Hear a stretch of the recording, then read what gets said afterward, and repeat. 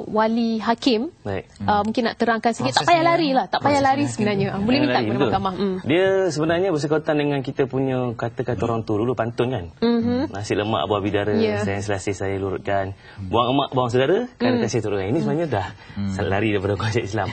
Kerana pertama sekali, apakah hikmah ada wali? Kerana seorang perempuan yang perawan itu harus berpandukan kepada ayahnya, wali yang pertama, untuk menyemak sama ada lelaki bakal suaminya itu tu sekufu ke, setaraf ke, boleh menjaga ke, kan, keturunannya, boleh menjaga amal ibadatnya, kesihatan, sebagainya. Tetapi seperti yang disebut Wadina tadi, Islam itu bukanlah agama yang jumud. Kerana manusia ini dijadikan pelbagai-bagai. Ada juga ibu bapa yang menjadikan itu sebagai alasan untuk menyekat perkahwinan, jadi memberikan alasan-alasan tak munasabah. Betul ya? Bila tak munasabah, si anak tadi jangan kahwin lari. Saya nasihatkan, jangan kahwin lari. Kerana ada jalan, hendaklah melaporkan perkara ini ke mahkamah. Jadi mahkamah akan dengan sekiranya mendapati alasan yang diberikan oleh bapa itu bagi menghalang itu sebagai tidak munasabah, jadi mahkamah boleh melantik wali hakim. Dan wali hakim ini tempatnya istimewa kerana ia diturunkan, asalnya perkataan wali hakim ini adalah wali sultan. Sultan menurunkan kuasanya kepada kuasa baginda kepada hakim, dan hakim telah bertindak atas kapasitinya untuk menikahkan anak tadi yang tak dapat tadi. Itu maknanya ada jalan keluar. Implikasinya berat yang nanti nak berhadapan dengan keluarga yang tidak restu lagi, tempat bergantung, banyak kes dilaporkan. Ada lagi pemanggil? Baik, silakan. Okey, silakan. Assalamualaikum. Halo, Waalaikumsalam. Waalaikumsalam warahmatullahi wabarakatuh. Silakan tuan dengan soalan kepada Tuan Karyo. Saya Abdul Amin bin Piting dari Sabah. Ya, Sabah ya. Apa masalahnya? Silakan.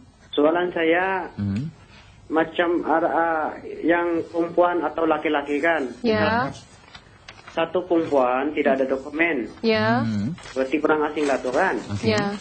Jadi kahwin dengan orang tempatan. Dia macam mana cara dia boleh mendapat ke tidak yang permohonan surat kahwin itu? Okey. Yang perempuan yang tak ada dokumen ya? Ya. Yang laki tak ada dokumen. Adakah yang perempuan itu rakyat tempatan atau rakyat luar negara? Rakyat tempatan. Rakyat tempatan. Manakala yang suami rakyat asing? Manakala perempuan rakyat tempatan, manakala pula laki-laki rakyat tempatan. Tapi kita memohon orang pergi jabatan muid, tidak dilayan pula. Kenapa? Oh, tapi nak berkahwin ya? Ya, ini sudah masalah. Kawin semua orang itu kan kawin kampung saja. Oh, tapi tak ada dokumen. Tapi memang ada satu orang ada dokumen. Ya, dengarkan jawapannya ya. Baik.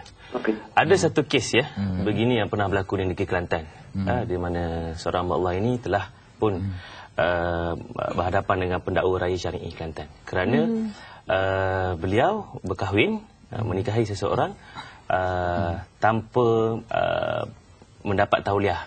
Dalam kes seumpama ini saya percaya mereka yang ataupun individu yang menikahkan pasangan itu tidak mendapat tauliah. Bila beliau tidak mendapat tauliah, maka sebenarnya perkahwinan itu tidak boleh didaftarkan. Itu saya rasa premis yang pertama. Kerana kalau sekiranya individu itu bertauliah, tidak ada sebab dia tidak dapat mendaftarkan perkahwinan.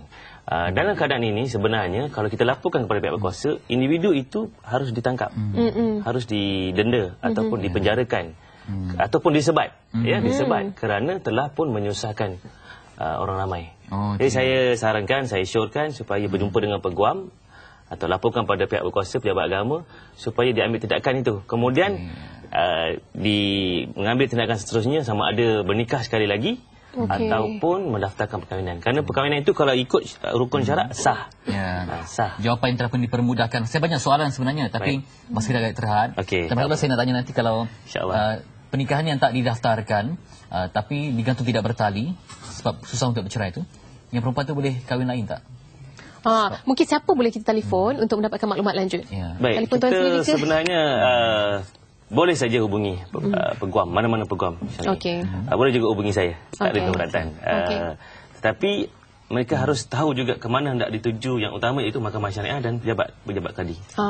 Kerana yang berlaku selalu bila nikah sedikit ini atau nikah kahwin lari ini, berlaku wanita yang masih dalam keadaan suami isteri orang berkahwin. Wanita yang masih dalam keadaan iddah pun berkahwin. Ada yang menantu berkahwin dengan anak. Ada anak mentua berkahwin dengan anak. Jadi benda ini bercelaru. Saya sebagai peguam, saya rasa inilah sebenarnya masalah antara dilema antara profesionalism, agama dan sosial.